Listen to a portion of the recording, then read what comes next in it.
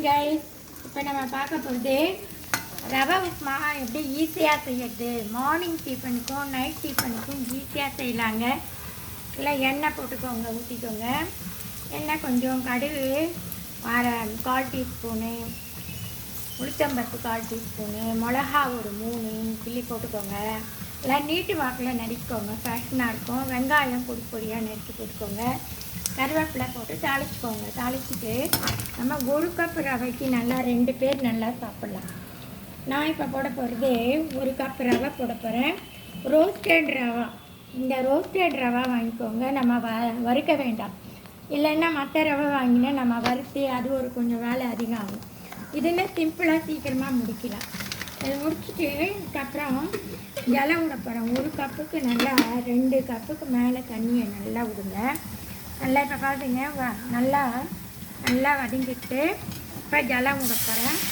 ஜலம் விட்டு இதில் அப்புறம் உப்பு போட்டு நல்லா இது கொதிச்சிட்டுனா அதுக்கப்புறம் நம்ம ரவையை போட்டு கலர போடுவோம். உப்பு போடுறேன், ஜலம் விட்டேன். இப்போ உப்பு நல்லா திட்டமாக போட்டுக்கிடுவோம். அப்புறம் நல்லா ஒரு கொதி வந்தவுடனே நல்லா ரவையை போட்டு கொட்டி கலரி நல்லா இறக்கும் போது நம்ம நெய் தாளித்து விட போகிறோம். ரவை உப்புமா ஈஸி ஆகிடும், ரெடி ஆகிடும். சிம்பிளான tiffin, morning and night tiffin. பாருங்கள், நல்லா கொதி வந்துட்டு நல்லா உப்பு போட்டேன், கொதிச்சிட்ருக்கு.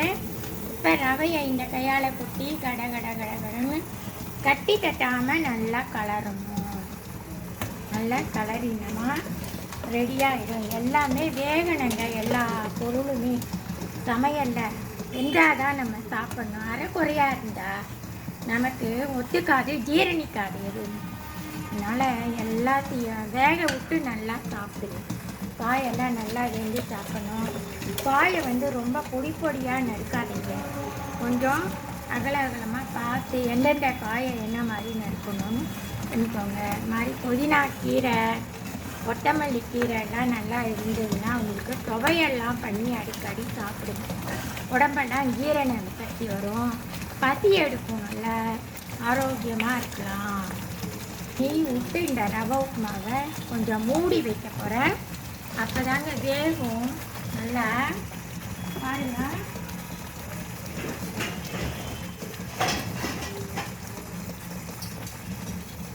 எல்லாம் மூடி வைக்கிறேன். நல்லா வெந்த அப்புறமா கொலபலன்னு அதே ஆயிடும். இதை பாருங்கள், உப்புமா நல்லா பலன்னு ஆகிட்டு. உப்புமாக்கு நீங்கள் சர்க்கரை தொட்டுக்கலாம், நாட்டு சர்க்கரை தொட்டுக்கலாம், வெல்லம் தொட்டுக்கலாம். சில பேர் சட்னிலாம் ரெடி பண்ணி தொட்டுப்பாங்க. தேங்காய் சட்னி, அப்புறம் பொட்டுக்கடலை, வெங்காயம் சட்னி, எதை வேணால் நீங்கள் தொட்டுட்டு சாப்பிட்லாம். இங்கே நான் ரவை உப்புமாவுக்கு சர்க்கரை தொட்டுக்கிறோங்க. இங்கே மேலே தூவிக்கலாங்க. நம்ம நல்லா டேஸ்ட்டாக இருக்கும். இன்றைக்கி நீங்கள் ரெசிபியை பார்த்துருப்பீங்க. எல்லாம் நல்லா இதை மாதிரி நல்லா பலன்னு எல்லாம் பண்ணி சாப்பிடுங்க. எனக்கு ஃபீட்பேக் சொல்லுங்கள். சில பேர் தயிரும் தொட்டுப்பாங்க, நல்லாயிருக்கும் டேஸ்டியாக. காலை டிஃபன் டக்குன்னு பண்ணுறதுக்கு இது ரொம்ப எளிமையானது, ஈஸியானது. நல்லா சத்தும் கிடைக்கும் இதில். எல்லாமே நல்லா சாப்பிடுங்க. இந்த ரெசிபி எப்படின்னு சொல்லுங்கள். Please subscribe, like and share my channel. வணக்கம், நன்றி.